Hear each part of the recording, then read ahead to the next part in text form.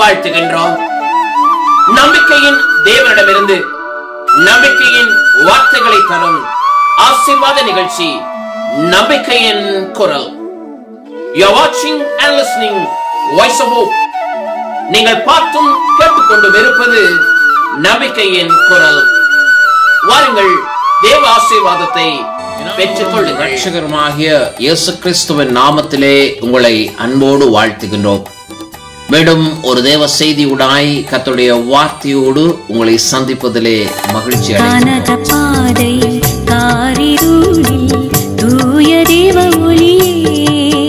அழகை நிறைந்த பள்ளத்தாக்குகளை அரும் நீரூற்றாய் மாற்றினாரே.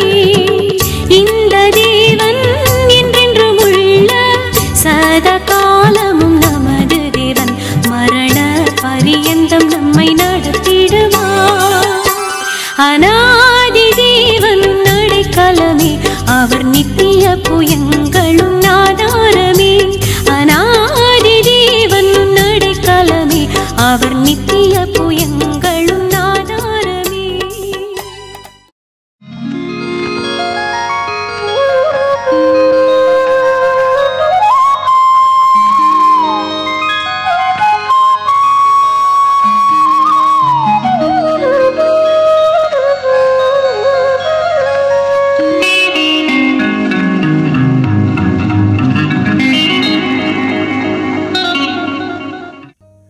கிறிஸ்துவுக்குள் அன்பானவர்களே, இந்த மாதத்துக்காய் தேவன் நமக்கு வைத்த வார்த்தை 2 கொரிந்தியர் 12ஆம் அதிகாரம் 9வது வசனத்தின் முதல் பகுதி. அதற்கு அவர், என் கிருபை உனக்கு போதும், பலவீனத்தில் என் பலம் பூரணமாய் விளங்கும் என்று சொன்னார். இன்றைக்கு தேவ பிள்ளைகளே, கர்த்தராகிய தேவனுடைய கிருபையை நாம் பெற்றுக்கொண்டால் எங்கள் பலவீனங்களிலே அவருடைய பலம் பூரணமாய் கிரியை செய்ய ஆரம்பிக்கும் என்று வேதம் நம்மை அழைக்கின்றது. இந்த வருஷத்தினுடைய வாக்கு தத்துவம், நான் வனாந்தரத்திலே வழியையும் அவாந்தர வழியிலே ஆறுகளையும் உண்டாக்குவேன் என்று எசாயா 43:19 தேவன் நமக்கு வாக்களித்திருந்தார். ஆம் தேவ பிள்ளைகளே, வழிகளையும் அங்கே அவாந்தர வழியிலே ஆறுகளையும் காணக்கூடிய ஒரு சலாக்கியமான ஒரு வாழ்க்கை. அப்படிப்பட்ட ஒரு வாழ்க்கைக்குள்ளே பலவிதமான எதிர்ப்புகள், சூழ்நிலைகள் நாம் சந்தித்தும் நாம் முகம் கொடுத்தும் நம்மாலே மேற்கொள்ள முடியாத காரியங்கள் நம் வாழ்வில் தோன்றுகிற பொழுது, நம்முடைய வாழ்விலே நமக்கு ஒத்தாசை உதவி கர்த்தரிடத்திலிருந்து மட்டுமே நமக்கு கொடுக்கப்பட்டால் அதுவே நம்முடைய வாழ்க்கைக்கு விடுதலை என்று நாம் கர்த்தரிடத்திலே நம்மை ஒப்பு கொடுக்கிற பொழுது அவருடைய கிருபை நமக்கு போதுமாய் இருந்து நம்மை நடத்துகிறதாய் அது இருக்கிறது. தேவ பிள்ளைகளே, இந்த நாளிலும் கர்த்தருடைய ஆவியானவர் நம் வாழ்விலே கிரியை செய்து நடத்துகிற பொழுது இன்றைக்கு தேவ பிள்ளைகளாகிய நீங்கள் கர்த்தருக்குள் பலப்பட தேவன் இன்றைக்கு உங்களை நடத்துவாராக. கிருபை இருக்கிறது என்று சொல்லி நாம் உட்கார்ந்து விட முடியாது. என்றால் இந்த கிருபையை குறித்தும் கிருபையின் உபதேசங்களை குறித்தும் நாம் அறிந்திருக்கின்றோம். ஆனால் தேவ பிள்ளைகளே, உண்மையாய் தேவனிடத்திலே விசுவாசம் உள்ளவர்களாய் நாங்கள் மாறுகிற பொழுது, உண்மையாய் நம்முடைய வாழ்விலே கர்த்தரை முழுவதுமாய் நாங்கள் நம்புகிற வேளையிலே அங்கே தேவனுடைய மகிமையின் கிரியை நம்முடைய வாழ்க்கையிலே அங்கே நடைபெறுவதற்கு அது எப்பொழுதும் ஆயத்தம் உள்ளதாய் இருக்கு. அப்போஸ்தலர் 3வது அதிகாரத்திலே பேதுருவையும் யோவானையும் குறித்த ஒரு சம்பவத்தை நாம் அறிந்திருக்கிறோம். அங்கே ஆலய வாசலிலே சப்பானியாய் உட்கார்ந்து இருந்த ஒருவனுடைய வாழ்க்கையிலே கர்த்தருடைய ஒரு மகிமை அங்கே வெளிப்படுகிறது. அங்கே பலவீனத்திலே பலன் பூரணமாய் விளங்கும்படி தேவன் ஆயத்தமாய் இருக்கிறார். ஆனால் இங்கே தேவ பிள்ளைகளே, இயேசுவின் நாமத்தின் மகிமையை இந்த சம்பவத்திலே நாங்கள் பார்க்க முடியும்.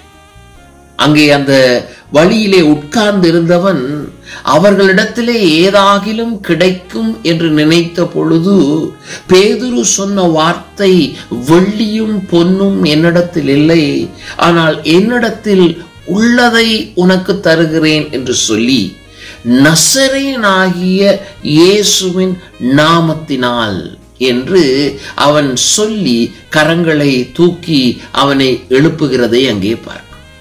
அருமையான தேவ பிள்ளைகளே, இன்றைக்கு நாம் பலம் அடைய வேண்டுமாக இருந்தால் இயேசுவின் நாமத்தினால் பலனடைய கர்த்தர் இன்றைக்கு உங்களுக்கு உதவி செய்வாரா? ஒரு பலம் குன்றிய நிலைமையிலே நீங்கள் காணப்படுவீர்களாக இருந்தால் இந்த நாளில தேவ பிள்ளைகளே, கர்த்தர் உங்களுடைய வாழ்க்கையிலே தேவன் கிரியை செய்வாரா? உங்களுடைய பலவீனங்கள் நீங்கும்படி தேவன் உங்களுக்கு உதவி செய்வாரா? காரணம், வேதம் சொல்லுகிறது, என் கிருபையை உனக்கு தருகிறேன் என்று சொல்லுகிற ஒரு ஆண்டவர். இங்கே இந்த சம்பவத்திலே பார்க்கிறோம், அவன் இயேசு கிறிஸ்துவின் நாமத்தினாலே நீ எழுந்து நட என்று சொல்லி என்று அங்கே வாசிக்கிறோம். ஆம் தேவ பிள்ளைகளே, இன்றைக்கு நாம் எப்படி பலப்பட முடியும்? எப்படி நாம் பலனடைந்து தேவன் நமக்கு ஆயத்தப்படுத்துகிற வழியையும் ஆறுகளையும் நாம் சுதந்திரித்துக் கொள்ள முடியும் என்றால் நாம் தேவனுக்குள் பலப்படுகிற பொழுது. பாருங்க, இதே அதிகாரத்திலே 16வது வசனத்திலே அவருடைய நாமத்தை பற்றும் விசுவாசத்தினாலே, அவருடைய நாமமே நீங்கள் பார்த்து அறிந்திருக்கிற இவனை பலப்படுத்தினது, அவரால் உண்டாகிய விசுவாசமே உங்கள் எல்லாருக்கும் முன்பதாக இந்த சர்வாங்க சுகத்தை இவனுக்கு கொடுத்தது என்று பேதுரு தெளிவாய் சொல்லுகிறதை அங்கே பார்க்கும். அந்த விசுவாசத்தினால், அதாவது அவருடைய நாமத்தை பற்றும் விசுவாசம். அருமை சகோதரனே, சகோதரியே, இன்றைக்கு ஆண்டவராய இயேசு கிறிஸ்துவை நீங்கள் நன்றாய் அறிந்திருப்பீர்களாக இருந்தால், அவரை பற்றி பிடித்துக் கொள்ள நீங்கள் ஆயத்தமாய் இருப்பீர்களாக இருந்தால், இயேசு கிறிஸ்துவின் நாமம் உங்களை பலப்படுத்த ஆரம்பிக்கும். வெறுமனே இயேசுவின் நாமம், இயேசுவின் ரத்தம் ஜெயம், இயேசுவின் நாமம் அல்லது இயேசு இயேசு என்று 7 முறை அல்லது 21 முறை சொல்லிக் கொண்டிருப்பதனால் இந்த பலன் வருவது அல்ல. அந்த இயேசு என்கிற நாமத்தை நாம் சொல்லுகிற பொழுது அந்த இயேசு என்கிற நாமத்துக்கு உரியவர்களாக நம் வாழ்க்கையை நாம் மாற்றி அவருடைய நாமத்தினாலே ரட்சிப்பை நாங்கள் பெற்றீங்க. பாருங்க, இந்த நாமம் என்ன செய்ததாம்? முதலாவது, இந்த நாமம் இவனை பலப்படுத்தினது. இரண்டாவது, அவரால் உண்டாக்கிய விசுவாசமே உங்கள் எல்லாருக்கும் முன்பதாக இந்த சர்வாங்க சுகத்தை இவனுக்கு கொடுத்தது. அவர் சுகத்தை கொடுக்கக்கூடியது.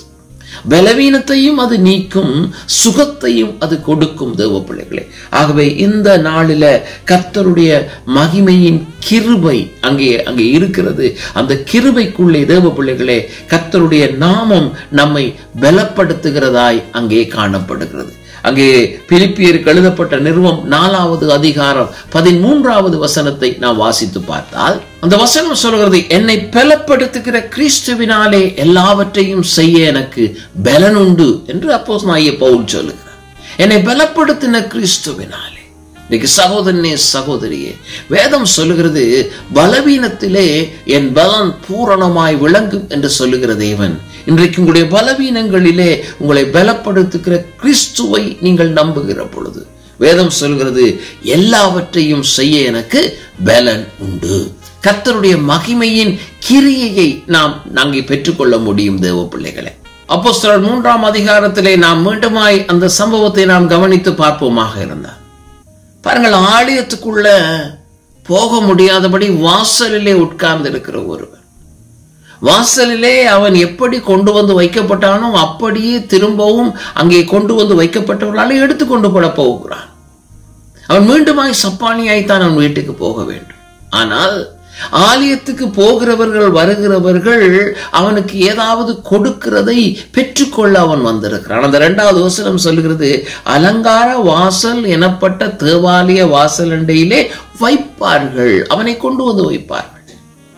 அவனுக்கு வழி கிடையாது, அவனுக்கு பாதை கிடையாது தேவ பிள்ளைகளே. ஆனால் இவனுக்கு இதுவரை தேவையானது எல்லாம் போட்டுக் கொண்டிருக்கிறான். 3வது வசனம் சொல்கிறது, தேவாலயத்திலே பிரவேசிக்க போகிற பேதுருவையும் யோவானையும் அவன் கண்டு பிச்சை கேட்டான். அவன் எதை வளமையாய் கேட்டானோ அதைத்தான் அவன் அன்றைக்கு கேட்கிறான். ஆனால் தேவ பிள்ளைகளே, வந்தவர்கள் இயேசுவை சுமந்தவர்கள். நன்றாய் புரிந்து கொள்ளுங்கள், அவர்கள் வந்தவர்கள் இயேசுவை சுமந்தவர்கள், இயேசுவை மட்டுமே தெரிந்தவர்கள். என் ஆண்டவராய் இயேசு கிறிஸ்து சொன்னார், நீங்கள் உன்னத பலனாலே தரிப்பிக்கப்படும் வரைக்கும் எருசலேமிலே தரித்திருங்கள். அந்த பலனை அவர்கள் அப்போஸ்தலர் 1ஆம் அதிகாரம் 8வது வசனத்திலே பெற்றுக்கொண்டு விட்டார்கள். இங்கே இயேசுவினுடைய வல்லமை, இயேசுடைய நாமம், இயேசுடைய கிரியை செய்கிற அதிகாரம் அவர்களுக்குள்ளே இருக்கிறது. இப்பொழுது இவன் பிச்சை கேட்கிறான். வேதம் சொல்லுகிறது, என் கிருபை உனக்கு போதும் என்று சொல்லுகிற ஆண்டவர் நம்முடைய வாழ்க்கையில என்ன செய்கிறார்? நம்மை தூக்கி நிறுத்தும்படி தேவன் விரும்புகிறார். ஏதோ ஒரு இடத்துல உட்கார்ந்து இப்படியே வாழ்ந்து விடலாம் என்று நாம் நினைத்திருக்கலாம். ஏதோ ஒரு இடத்துல யாரோ ஒருவருடைய தயவோடு கூட இப்படியே என் ஜீவியம் முடியட்டும் என்று நீங்கள் நினைத்து இருக்கலாம் தேவ பிள்ளைகளே. வேதம் சொல்கிறது, கர்த்தர் உங்களை நடக்க பண்ண விரும்புகிறார். தேவன் உங்களை நடக்க பண்ண விரும்புகிறார். உங்களை மறவாதிருக்கிற தெய்வம், உங்களை உருவாக்கின தெய்வம்.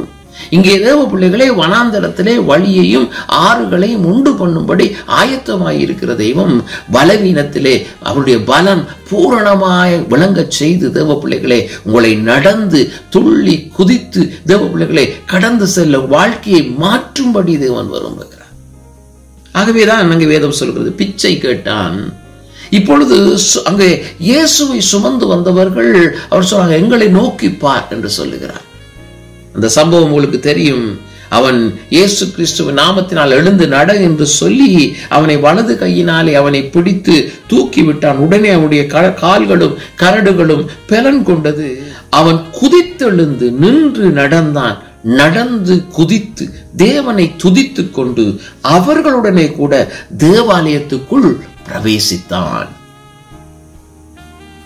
இவன் 2வது வசனத்துல இவன் யார் என்று கேட்டால், தாயின் வயிற்றிலிருந்தே சப்பானியாய் பிறந்த ஒருவன், மற்ற மனுஷர்களினாலே சுமந்து கொண்டு வரப்படுகிறவன், தேவாலயத்திலே பிச்சை கேட்கிறவர்களோடு ஒருவனாக 10ல் ஒன்றாக அங்கே உட்கார வைக்கப்படுகிறவன். பிறகு மாலை நேரம் திரும்பி வருவார்கள். கொண்டு வந்தவர்கள் திரும்ப அவனை சுமந்து கொண்டு போவார்கள். தேவாலயத்துக்கும் அவனுக்கும் சம்பந்தம் கிடையாது. தேவாலயத்தின் வாசலுக்கு வெளியே உட்கார்ந்து இருந்தவன். ஆனால் வேதம் சொல்லுகிறது, கர்த்தருடைய கிருபை உங்களுக்கு கிடைத்து, கர்த்தருடைய கிருபை உங்களுக்கு போதுமானதாய் இருந்து, உங்களுடைய பலவீனத்திலே அவருடைய பலம் பூரணமாய் விளங்கும்படி அவருடைய நாமத்தினால் பலன் அடைவீர்களாக இருந்தால், வேதம் சொல்கிறது, இப்ப தேவாலயத்துக்கு வெளியே இதுவரை நாட்களாய் காலங்களாய் இருந்தவன், எத்தனை வருஷங்கள் எத்தனை நாட்கள் இருந்தான் என்று தெரியாது. ஒரு நாள் கூட அவன் தேவாலயத்துக்கு போவதற்கு முயற்சி செய்தானா என்று நமக்கு தெரியாது. போயிருப்பானா என்று நமக்கு தெரியாது. ஆனால் வேதம் சொல்கிறது, இயேசுவின் நாமம் அவனுக்குள் செயல்பட்ட பொழுது அவன் நேராக பேதுருவும் யோவானோடும் கூட அவன் தேவாலயத்துக்கு போனான். இனிமேல் அவனை சுமப்பதற்கு ஆட்கள் தேவையில்லை. இனிமேல் அவனுக்கு தேவ பிள்ளைகளே தேவாலயத்தின் வாசலிலே பிச்சைக்காரனோடு பிச்சைக்காரனாய் உட்கார வேண்டிய அவசியம் அவனுக்கு இல்லை. அவன் வாழ்க்கை மாறினது. அவனுடைய வாழ்க்கை வித்தியாசமாய் தேவன் அவனை தலைகளாய் மாற்றினார். இதுதான் தேவனுடைய கிரியை. தேவ பிள்ளைகள், இந்த மாத வாக்குத்தத்தம், என் கிருபை உனக்கு போதும். என் கிருபை பாருங்க, எத்தனை நாட்கள் அவன் அழுதிருக்க முடியும். சிலவேளை அவனை சுமக்கிறவர்கள் அவனுக்கு ஒருவேளை வேதனையான காரியங்களை சொல்லி இருக்கலாம். சுமக்கிறவர்கள் எத்தனை நாட்கள் உன்னை சுமப்பது, எத்தனை நாட்கள் உன்னை நாங்கள் இப்படி தாங்குவது என்று ஒருவேளை சொல்லி இருக்கலாம். அப்படிப்பட்ட ஒரு நிலையில நீங்கள் இருக்கிறீர்களா? அப்படிப்பட்ட ஒரு கைவிடப்பட்ட, மற்றவர்களால் ஏளனப்படுத்தப்பட்ட ஒரு சூழ்நிலை இருக்கிறீர்களா? இன்றைக்கு நம்புங்கள் தேவ பிள்ளைகளே, உங்களுக்கு ஒரு நாளை கர்த்தர் ஏற்படுத்துகிறார். சொல்லுகிறார், என் கிருபை உனக்கு போதும். பேதுரு யோவான் என்பவர்கள் மூலமாய் தேவனுடைய கிருபை அவனை கடந்து வந்தது. உன் பலவீனத்திலே அங்கே தேவனுடைய பலன் பூரணமாய் விளங்கும்படியாய் கர்த்தர் அவனுக்குள்ளே கிரியை செய்கிறார். அனந்தரத்துல வழி, அவாந்தர வழியிலே ஆறுகள் வராது என்று சொல்லுகிறீர்களா? இல்லை தேவ பிள்ளைகளே, இந்த சப்பானிக்கு தேவன் விடுதலை கொடுக்க முடியுமா இருந்தால், உங்களுக்கும் தேவன் ஒரு பேதுரு யோவானுக்கு கூடாக கர்த்தருடைய கிரியை நடைபெறும். தேவன் அதை ஆச்சரியமாய் மாற்றுவார். இன்னைக்கு விசுவாசிங்க, இன்னைக்கு நம்புங்கள் தேவ பிள்ளைகளே, கர்த்தருடைய அதிசய கிரியை பார்ப்பீர்கள். வேதம் சொல்லுகிறது 9வது வசனம், அவன் நடக்கிறதையும் தேவனை துதிக்கிறதையும் ஜனங்கள் எல்லாரும் கண்டு. 10வது வசனம், தேவாலயத்தின் அலங்கார வாசலண்டையிலே பிச்சை கேட்க உட்கார்ந்திருந்த இவன் தான் என்று அறிந்து. அவ்வளவுக்கு அவன் அறிமுகம். பிச்சைக்காரனாய்த்தான் அவன் அறிமுகமாயிருந்தான். அதையும் எங்க உட்கார்ந்து இருந்தவன் என்பது ஜனங்களுக்கு நன்றாய் தெரியும். அவர்கள் அறிந்து அவனுக்கு சம்பவித்ததை குறித்து மிகவும் ஆச்சரியப்பட்டு பிரமித்தார்.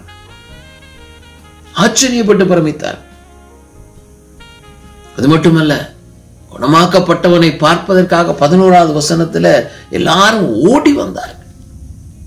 பாருங்க எவ்வளவு பெரிய மாற்றம் வாழ்க்கை. என் கிருபை உனக்கு போதும் என்று உங்களுக்கு கர்த்தர் சொல்லுகிறார். உங்கள் வாழ்வு மாறும் தேவ பிள்ளை. பிரமிக்கத்தக்கதாய் ஆச்சரியப்படத்தக்க விதமாய் மற்றவர்கள் எல்லாரும் ஓடி வந்து உங்களுடைய மாற்றத்தையும் உங்களுடைய திருப்பத்தையும் உங்கள் சுகத்தையும் உங்களுடைய வாழ்க்கையில் ஏற்பட்ட ஒரு பெரிய ஒரு மாற்றத்தையும் பார்க்கும்படி ஓடி வரும்படி தேவன் கிருபை செய்வார். இன்றைக்கு நம்புங்கள், விலகாத ஒரு கிருபை நம்மோடு இருந்தால் நம் குடும்பம், நம் பிள்ளைகள் பயமில்லாமல் அங்கே நம்மை வெறுத்தவர்கள், எதிரிகள் திரும்பி வருவார்கள் என்று சொல்லப்பட்டதை போல இன்றைக்கு உங்களுடைய வாழ்க்கையிலே ஒரு பூரணம் விளங்க கர்த்தர் உதவி செய்வார். பூரணமாய் விளங்கும். கர்த்தர் இந்த நாள் உங்களை ஆசீர்வதிப்பார். நம்புங்கள், விசுவாசியுங்கள், தொடர்ந்து தேவனை உறுதியாய் பற்றி பிடித்துக் கொள்ளுங்கள். வனாந்தரத்திலே வழிகளையும் அவாந்தர வழியிலே ஆறுகளையும் நீங்கள் காணும்படி, அந்த காணும் வரைக்கும் கர்த்தர் கிருபை உங்களுக்கு போதுமானதாயிருக்கும். பலவீனத்திலே பலம் பூரணமாய் விளங்கும். உங்கள் மன விருப்பத்தின்படி உங்களுக்கு அவர் தந்தருளுவார். உங்கள் வாழ்வு ஆசீர்வாதமாய் மாறும். ஜெபிப்போமா? அன்பின் பரலோக தகப்பன், வல்லமையான வாழ்வுக்காய் நாங்கள் நன்றி செலுத்துகிறோம். இது தந்திருக்கிற விடுதலைக்காய் ஸ்தோத்திரம். நம்முடைய பிள்ளைகள் எந்த இடத்துல அவர்கள் உட்கார்ந்தவர்களாய் இருக்கிறார்கள், எந்த இடத்துல ஆண்டவரை ஏளனப்படுத்தப்பட்டார்களோ, ஆண்டவர் அவமானப்படுத்தப்பட்டார்களோ, ஆண்டவரை குற்றம் சாட்டப்பட்டார்களோ, அந்த இடத்துல எல்லாம் ஒரு தேவ கிருபை விளங்குவதா ஒரு வாழ்வை நீர் மாற்றுகிறதற்காக நாங்கள் ஜெபிக்கிறோம். வாழ்வை மாற்றுகிறார். தேவனுடைய மகிமை விளங்குவதாக சுவாமி. கர்த்தருடைய வல்லமையின் கிரியை உடைய வாழ்க்கையிலே நடைபெறும்படிகளை ஆசீர்வதித்து நாங்கள் ஜெபிக்கிறோம். விடுதலை உண்டாவதாக, இயேசுவின் நாமத்தினால ஒரு விடுதலை உண்டாவதாக. ஆண்டவரை எந்த இடத்துக்கு எந்த காரியத்தை பெற்றுக்கொள்ள முடியாமல் போக முடியாமல் இருந்தார்களோ, ஆண்டவரை அந்த இடங்களுக்கு செல்ல தேவன் கிருபை தருவீராக. இந்த சப்பானி தேவாலயத்துக்குள் ஓடினதை போல ராஜா, ஆண்டவரே உம்முடைய பிள்ளைகளும் ஒரு மகிமையான அனுபவத்தை பெற உதவி செய். ஆசீர்வாதம் இயேசுவின் நாமத்தில் ஜெபிக்கிறோம் எங்கள் நல்ல பிதாவே, ஆமென். ஆம் சகோதரனே, சகோதரியே, மீண்டும் ஒரு தேவ வார்த்தையோடு தேவ செய்தியோடு உங்களை சந்திக்கும் வரை கர்த்தர் தாமே உங்களை ஆசீர்வதிப்பார் என்று கூறி உங்களிடத்திலிருந்து விடை பெறுகின்றோம்.